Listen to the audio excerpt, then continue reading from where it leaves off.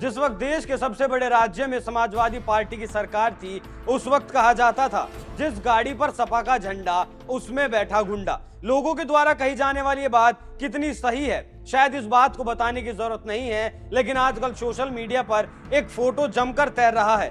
ये फोटो है outlook magazine का कवर फोटो, जिस पर लिखा है इंडियाज वर्स्ट चीफ मिनिस्टर। इसका मतलब है भारत का सबसे खराब मुख्यमंत्री। ये लेख 2014 में छापा गया था, मतलब कवाल कांड के अगले साल। कवाल कांड के दौरान तुष्टीकरण और सत्ता के लालच में जो किया गया वो देश ने देखा था। लेकिन आज मैं आपको बताऊंगा आउटलुक ने किन कारणों की वजह से यह आर्टिकल छापा था।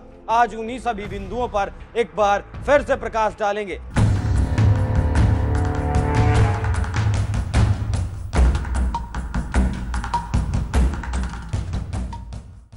नमस्कार, एनएमएफ न्यूज देख रहे हैं आप। मैं हूं आपके साथ अभिषेक पुंडीर। अखिलेश यादव की भाषा कितनी मर्यादित है वो भी आपको बताऊंगा, लेकिन पहले बात आउटलुक के उस संस्करण की। 2014 के जून में आउटलुक इंडिया ने अपने जून के संस्करण में अखिलेश यादव की असमर्थता को दर्शाने वाला एक लेख प्रकाशित किया था। ये कहानी इस बात पर प्रकाश डालती है कि कैसे एक युवा मुख्यमंत्री को राज्य का संचालन दिया गया, जो न केवल अनुभवहीन था बल्कि बलात्कार, दंगे, गुंडाराज, अराजकता जैसी गंभीर समस्याओं के प्रति भी असंवेदनशील माना गया था, जिसका उसके लोग हर वक्त सामना कर रहे थे। इस पर नाराज सपाइयों ने यूपी के कई शहरों में पत्रिका की कॉपियों में आग लगा दी। सपाइयों ने इस लेख का जमकर विरोध किया था। इस स्टोरी में वो आंकड़े शामिल किए गए जो राज्य की दयनीय हालत को बयां करते थे, और ये कहना भी गलत नहीं होगा कि इन्हीं कारणों की वजह से सपा को सत्ता से हाथ धोना पड़ा। उत्तर प्रदेश के लोग इस रात से बेहाल हो गए थे। मुस्लिमों से अखिलेश यादव का प्यार चरम पर पहुंच चुका था। तो चलिए पहले उन आंकड़ों पर नजर डालते हैं जिनके आधार पर यह रिपोर्ट छापी गई थी। महिलाओं के खिलाफ अपराध की 23,569 घटनाएं, हर दिन 10 रेप की रिपोर्ट, कुल मिलाकर 1,951, 7,910 अपहरण और अपहरण के मामले, 8,440 शिकायतें और पुलिस के खिलाफ मामले, अनुसूचित जाति के खिलाफ अपराध की 6,202 घटनाएं, 5,676 दंगे की घटनाएं। ये आंकड़े जून 2014 तक के हैं और अखिलेश यादव की सरकार 2017 तक रही, मतलब 2017 तक अखिलेश यादव सूबे के मुख्यमंत्री रहे। अब देखिए वो व्यक्तिगत विफलताएं जिनके कारण ये रिपोर्ट छापनी पड़ी। आउटलुक इंडिया की कवर स्टोरी अखिलेश यादव की सरकार और राज्य में उनकी व्यक्तिगत विफलताओं के 12 प्रमुख कारणों की व्याख्या करती थी। राजनीति या शासन में अनुभव की कमी से पता चलता है। सपा प्रमुख मुलायम सिंह यादव पर बैकसीट ड्राइविंग का आरोप। विचार और योजनाएं अच्छे इरादे से शुरू होती हैं लेकिन कभी लागू नहीं होती। उसके पास सलाहकार हैं जो अनुभवहीन होने के साथ साथ गलत जानकारी रखते हैं। एक ऐसी नौकरशाही के साथ फंसना जो सपा प्रमुख के प्रति वफादार है और उन्हें रिपोर्ट करती है। आकस्मिक आसान रवैया और बहुत नरम व्यक्तित्व। राज्य में बहुत अधिक शक्ति केंद्र, पार्टी के वरिष्ठ नेता जागीर के रूप में सरकार चला रहे थे। पार्टी के वरिष्ठ नेता और नौकरशाही अखिलेश को प्रशिक्षु मुख्यमंत्री मान रहे हैं। युवा पेशेवरों की मंडली के माध्यम से काम करता है जो वास्तविक राजनीति से बहुत दूर है। जमीनी हकीकत से थोड़ा जुड़ाव। राज्य बहुत बड़ा है इसलिए अशासनीय। राज्य सरकार चलाने में स्वतंत्रता का भाव। ये वो बिंदु हैं जिनके आधार पर आउटलुक इंडिया मैगजीन ने अपनी रिपोर्ट को प्रकाशित किया था। लेकिन ये रिपोर्ट सपा को कोई खास पसंद नहीं आई थी और सपा के सुनील यादव ने इस रिपोर्ट के बारे में कहा था, मीडिया पक्षपातपूर्ण रिपोर्टिंग कर रहा है। मुंबई और दिल्ली में जमीनी हकीकत से दूर रिपोर्टर स्टोरी फाइल कर रहे हैं। उन्होंने कहा कि सरकार या पार्टी से उनकी राय जाने बिना इस तरह की खबरें छापी जा रही हैं और इससे पार्टी कार्यकर्ताओं में रोष है। आउटलुक के संपादक कृष्ण प्रसाद ने इस रिपोर्ट पर कहा था कि अगर ये सच है तो ये आलोचना का पात्र है। राजनीतिक दलों और नेताओं को परिपक्व होना चाहिए और उनके उत्तर सम्मानजनक होने चाहिए। उनकी प्रतिक्रियाओं का सम्मान किया जाना चाहिए। सपा के लोग जिस तरह से कहानी को लेकर समस्या पैदा कर रहे हैं वो इसे सही साबित कर रहे हैं और कहा कि एक लोकतांत्रिक देश में मीडिया के प्रति ऐसा व्यवहार करना ठीक नहीं है। मीडिया तो छोड़िए, सपा प्रमुख तो पुलिस का भी सम्मान नहीं करते, पत्रकारों का भी सम्मान नहीं करते। हमने कई मौकों पर देखा कि कैसे अखिलेश यादव अमर्यादित भाषा का इस्तेमाल करते आए हैं। तुमसे ज्यादा बदतमीज कुछ नहीं हो सकता, क्यों ऐसा कर रहे हो भाई? पुलिस, पुलिस, पुलिस वालों, क्यों कर रहे हो ये तमाशा?